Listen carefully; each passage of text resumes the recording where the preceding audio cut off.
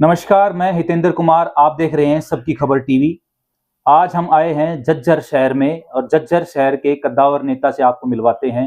झज्जर शहर के कद्दावर नेता mister Manish Bansal ji BJP party के बहुत बड़े कार्यकर्ता हैं यहाँ से, और लगातार बीजेपी पार्टी को बहुत अच्छे तरीके से यहाँ से मजबूत बनाने में लगे हुए हैं। तो आइए मिलवाते हैं मनीष जी से। मनीष जी, बहुत बहुत स्वागत है आपका। नमस्कार हितेंद्र जी, ठीक है, आपको आपके दर्शकों को मेरे राम राम। मनीष जी, लोकसभा चुनाव का माहौल है, चुनावी दंगल जारी है, धड़कनें तेज हो रही हैं लोगों की। सिर्फ 10 से 12 दिन का समय रह गया है चुनाव को लेके। क्या लग रहा है, अब की बार यहाँ से बहुत जबरदस्त हॉट सीट मानी जा रही है रोहतक लोकसभा की। पूरे भारत की बात करूं तो पूरे भारत के अंदर रोहतक लोकसभा को सबसे हॉट सीट माना जा रहा है। ये हॉट सीट ज्यादा आपने बना दिया। हम तो इसको नॉर्मल 400 पार के नारे में हम तो साथ लेकर के चल रहे हैं। देखो सर, और भारतीय जनता पार्टी लोकतंत्र के इस पर्व को ना त्योहार के रूप में लेती है जी। हमारा प्रत्येक कार्यकर्ता 24 घंटे के अंदर चुनाव होना, तो हम 24 घंटे में चुनाव को लड़ने और जीतने की क्षमता रखते हैं।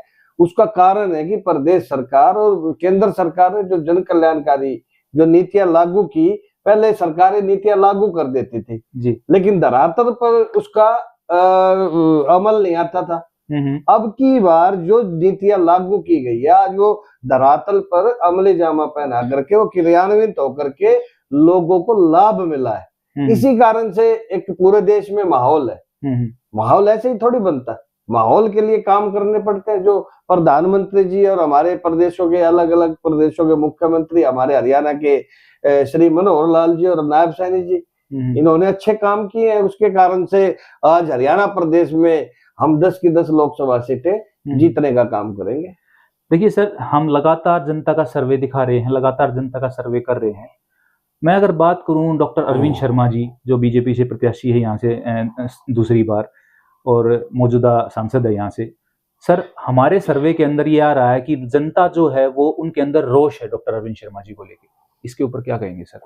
वो आए नहीं है, कभी भी दौरा नहीं किया, धन्यवादी दौरा तक नहीं किया है, काम नहीं कराया। डॉक्टर अरविंद शर्मा जी, ये कांग्रेस का नैरेटिव है जी। यदि आप सच्चाई में जाओगे, आप पिछले 5 साल का रिकॉर्ड उठा करके देखो कि डॉक्टर अरविंद शर्मा जी कितनी बार आए हैं। मैं आपको रिकॉर्ड के हिसाब से बताता हूँ, 1965 बार वो कार्यक्रमों में आए हैं, लोगों के साथ बैठे हैं, लोगों के काम किए हैं और पूरा उन्होंने विकास के बारे में अपनी सोच को भी आगे रखा है। रेल लाइंस, पिछले दिनों उन्होंने अश्विनी वैष्णव जी से बात करके रेल लाइन को जोड़ने का काम किया है। तो डॉक्टर अरविंद शर्मा के बारे में तो नैरेटिव ज्यादा फैला दिया है, क्योंकि वो मजबूत और कद्दावर नेता है और मार्जिन से चुनाव जीतने जा रहे हैं डॉक्टर अरविंद शर्मा जी, क्योंकि वो जीत रहे हैं, उनको रोक नहीं पा रहे। तो अब उनके बारे में नैरेटिव फैला करके, झूठ बोल करके, उनके ऊपर ये आरोप प्रत्यारोप लगा करके लोगों का ध्यान भटकाना चाह रहे हैं,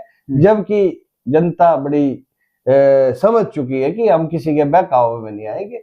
उनकी अपनी विचारधारा है कि हम देश के प्रधानमंत्री नरेंद्र मोदी जी को तीसरी बार प्रधानमंत्री का काम बनाने का काम करेंगे और प्रधानमंत्री जी के 400 पार सीटों में यहाँ से doctor Arvind Sharma ji largest margin से चुनाव जीत करके देश और प्रधानमंत्री नरेंद्र मोदी जी के हाथ मजबूत करने वाले हैं। सर देखिए, अगर विकास कार्यों के लेके बात करें हम, तो जनता के अंदर ये रोष है। एक तो सबसे बड़ी चीज, किसी भी तरीके के, जैसे किसान आंदोलन पीछे हुआ, जो पहलवानों का जो आंदोलन हुआ, अग्निवीर को लेके सबसे बड़ी चीज, अग्निवीर को लेके जनता काफी निराश है कि अग्निवीर जो है उसमें हमारे बच्चों को 4 साल की नौकरी दे दी गई है। और उस चीज को किस तरीके से आप बताना चाहेंगे जनता को? अग्निवीर जो सोच समझ करके इसको योजना को बनाया गया। जब अग्निवीर 4 साल वहां करके जब हरियाणा प्रदेश में आएंगे, तो जो हरियाणा प्रदेश की हमारी गवर्नमेंट है, उनको लगभग उनको रोजगार देने का काम करेंगे। सशक्त भारत होगा। तो लेकिन सर फिर भी लोग ये कह रहे हैं कि 4 साल के अंदर बच्चा जो है वो घर पे आके बैठ जाएगा, उसको नौकरी नहीं मिलेगी। नौकरी क्योंकि सरकार ने ये नैरेटिव कांग्रेस ने फैला दिया है। जो योजना है, जो जिस सोच के साथ ये किया जा रहा है ना, उस आप सारी चीजों को बताओ। अब तो इनके पास सिर्फ नैरेटिव फैलाने के अलावा कुछ नहीं बचा। पूरा प्रदेश, पूरा देश भगवा में हो गया है, कमल खिलाने जा रहा है और ये सिर्फ बस आरोप प्रत्यारोप करने में जुटे हैं और इनके पास ना कोई आइकॉन है, ना कोई इनकी सोच है, ना कोई विकसित भारत जैसा सपना है। बस इनको तो ये है कि हमें यहाँ सांसद बना दो। अब कांग्रेस पार्टी सारा 200 सीटों पे चुनाव लड़ रही है, तो क्या कांग्रेस अपनी सरकार बना लेगी क्या? जब 400 पार हमारी आ रही है और वो खुद 200 पे लड़ रही है, तो बताओ अपने घर में देखे ना वो हो क्या रहा है। 543 से घट करके हाशिए पे आ चुकी है आज कांग्रेस पार्टी। अभी आम आदमी पार्टी के साथ कांग्रेस का अलायंस है सर, और अरविंद केजरीवाल भी अब बाहर आ गए हैं कारावास से। तो इसको लेके आपको क्या लगता है कि ये जो है कांग्रेस के लिए एक खुशी की खबर है, और इससे कितना उनको मतलब आपको लग रहा है वो कितना रोड़ा बन सकता है बीजेपी के काम में? मैं एक बार तो जरूर कहना चाहूंगा आपके माध्यम से कि अरविंद केजरीवाल को लेकर के एक नैरेटिव और फैलाया जा रहा है। झज्जर शहर में भी उस नैरेटिव को मैंने सुना भी कि अग्रवाल जो कम्युनिटी है वो अरविंद केजरीवाल को जेल में डाल दे, इससे आहत होकर के वो वोट नहीं कर रही। मैं बता देना चाहता हूं कि अग्रवाल कम्युनिटी नहीं, सभी कम्युनिटियां एक तरफा वोट करने जा रही है भारतीय जनता पार्टी के पक्ष में, क्योंकि उनकी जो सोच है, उनका जो विकसित भारत का जो प्रधानमंत्री 2047 का सपना संजोया है, कहीं ना कहीं सभी वर्ग इसको साकार मानते हुए आज भारतीय जनता पार्टी के साथ कंधे से कंधा मिला करके खड़े हैं। सर, जब हमारा जो चुनाव का कैंपेन था जब शुरू हुआ, तो कांग्रेस पार्टी की तरफ से ये लग रहा था कि कांग्रेस जनता का जो सर्वे था वो ये था कि कांग्रेस जो वो एक सीट जो कि रोहतक लोकसभा सीट है वहां से बहुमत लेती दिखाई दिख रही है। पर आज के दिन जो रुझान आ रहे हैं ऐसा लग रहा है कि मतलब कांग्रेस पार्टी की तरफ से बयान आ रहे हैं कि भाई हम 7 से 8 सीटों पे लीड बनाए हुए हैं। इसके ऊपर सर ये 10 की 10 कह दे तो क्या करेंगे हम? इनकी भाई कुछ भी कह दो, इन्होंने तो लिखना है, इन्होंने बोलना है। बीजेपी को कह रहे हैं 2 सीटों पे सिमट रही है बीजेपी। ये तो पूरे देश में ये चाह रहे हैं कि हमारी सारी 2 सीट आएंगी, पर इनके कहने से कुछ नहीं होने वाला। ये गढ़ भी अपना बताते हैं, जबकि गढ़ जनता का है। जनता जब अपना मन बना चुकी है, मैं एक बार फिर से बताना चाहता हूँ कि प्रधानमंत्री नरेंद्र मोदी जी ने इतनी जन कल्याणकारी योजनाएं जनता के हितों के हितार्थ बनाई है, जो अमली जामा पहना करके लोगों को बहुत बहुत फायदा हो चुका है। और रही बात प्रदेश सरकार की, अब कांग्रेस पार्टी ये कहती है कि युवाओं के लिए क्या किया। पहले पर्ची खर्ची चलती थी, अब हमारे यहाँ कोई पर्ची खर्ची का चलन नहीं है। पढ़ो और लगो, पहले आओ पहले पाओ। योग्यता के आधार पर घर बैठे नौकरी सरकार देने का काम कर रही है। मैं आपको बताता हूँ कि मेरे यहाँ से 2 गली दूर एक हमारा शुभम सोलंकी है, जो HCS लगा। अच्छा, गरीब परिवार से है और HCS लगा और घर बैठे लगा। तो ऐसी हमारे शहर में सैकड़ों नौकरियां ऐसी है जो घर बैठे लगी है। और जो प्रयास रहा सरकार का सकारात्मक कि बिना पर्ची बिना खर्ची, ये बहुत अच्छा जनता कह रही है। सर, सिर्फ ग्रुप डी में कुछ नौकरियां दी गई हैं, इसके अलावा रोजगार ही नहीं है। HCS लगे हैं, बच्चे नशे की तरफ जा रहे हैं सर। तो बेरोजगारी इतनी बढ़ चुकी है, हरियाणा नंबर 1 पहुंच गया बेरोजगारी में।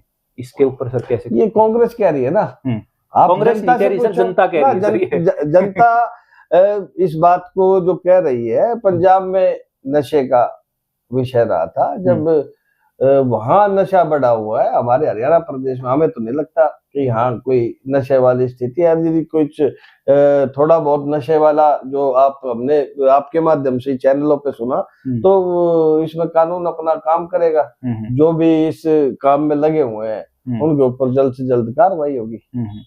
सर, लॉ एंड ऑर्डर कानून की बात की आपने।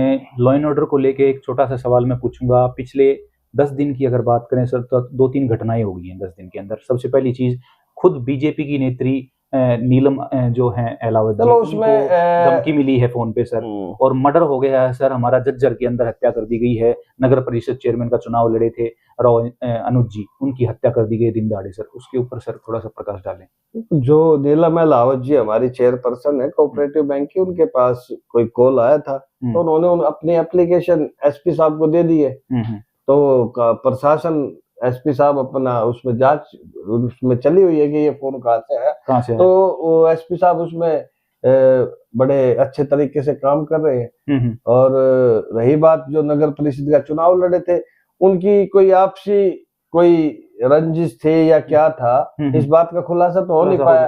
अब इसमें कानून वाला विषय है, तो मैं तो नहीं मानता कि भाई इसमें कानून फेल हो गया। कहीं ना कहीं कोई रंजिश की बात है। यदि कोई आदमी आकर किसी व्यापारी को परेशान करता है, ये किसी के साथ नाजायज बातें करता, तो हम इस बात को मानने के लिए तैयार है कि हाँ, कानून व्यवस्था में कोई दिक्कत। आज बताओ व्यापारी, किस व्यापारी को आज दिक्कत है, परेशानी है? सर, आपकी तरफ से, आप झज्जर से आते हैं, तो आपकी तरफ से आपको क्या लग रहा है? आपकी बार, पिछली बार जैसे यहाँ से कांग्रेस को बढ़त थी, दीपेंद्र हुड्डा जी को बढ़त थी झज्जर से, तो मनीष बंसल जी अब की बार बीजेपी पार्टी को झज्जर से स्पेशली कितनी बढ़त दिलवा रहे हैं? भारतीय जनता पार्टी की हमारी जो शहरी इकाई है वो बिल्कुल जुटी हुई है, और कार्यकर्ता और हम वोटरों को देखते हुए हम कह सकते हैं कि हम 15,000 के मार्जिन से झज्जर शहर से चुनाव जीतने जा रहे हैं। अच्छा सर, 10 में से कितनी सीट के ऊपर आपको लग रहा है? 10 में से 10। 11वीं सीट नायब सैनी जी, हमारे प्रदेश के मुख्यमंत्री, लार्जेस्ट मार्जिन से विधायक का चुनाव जीतने जा रहे हैं। 10 नहीं, ये तो 11 सीट हम एक साथ में विधानसभा की भी जीतने जा रहे हैं। अच्छा जी। सर, हमारे जागरूक वोटर हैं हरियाणा के और रोहतक लोकसभा में भी, एक आपकी तरफ से एक अच्छा मैसेज वोटर। मैं अपने हमारे लोकसभा रोहतक के सभी वोटर साहिबान से मैं हाथ जोड़कर अपील करूंगा कि इस लोकतंत्र के पर्व को आप उत्सव के रूप में लें और अपना एक एक वोट पोलिंग बूथ पर जाकर के पोल कराएं, अपना, अपने परिवार का, यार दोस्तों का, रिश्तेदारों का, ताकि लोकतंत्र में आप जब वोट डालोगे और आपकी वोट की ताकत से लोकतंत्र मजबूत होगा, राष्ट्र हित में आपका योगदान होगा और देश मजबूत होगा, खुशहाली की तरफ बढ़ेगा और आपकी ही इस वोट से देश विश्व गुरु बनने का काम करेगा। मैं आपसे अनुरोध करता हूं कि आप अपना कीमती वोट डाल करके प्रधानमंत्री नरेंद्र मोदी जी को फिर से तीसरी बार प्रधानमंत्री बनाने का काम करें। इससे देश खुशहाल होगा और विकास कार्य जो बचे हुए हैं उनको भी पूरा करने का काम किया जाएगा। बहुत बहुत धन्यवाद मनीष जी, हमारे चैनल के साथ जुड़ने के लिए। तो ये थे झज्जर से कद्दावर नेता मनीष बंसल जी। लगातार खास शख्सियत से आपकी मुलाकात कराते रहेंगे। आपके भी कोई सवाल हैं कमेंट्स के जरिए हमसे पूछिए। मनीष जी से आपके को लेकर कोई सवाल हैं तो कमेंट्स के जरिए पूछिए, अपने सुझाव दे सकते हैं। चैनल को लाइक कीजिए, वीडियो को लाइक कीजिए, शेयर कीजिए और अपना जितना भी टाइम है आप कमेंट्स करके जरिए, लाइक करके हमारे साथ कर सकते हैं, जुड़ सकते हैं। जुड़े रहिए सबकी खबर टीवी के साथ। बहुत बहुत धन्यवाद।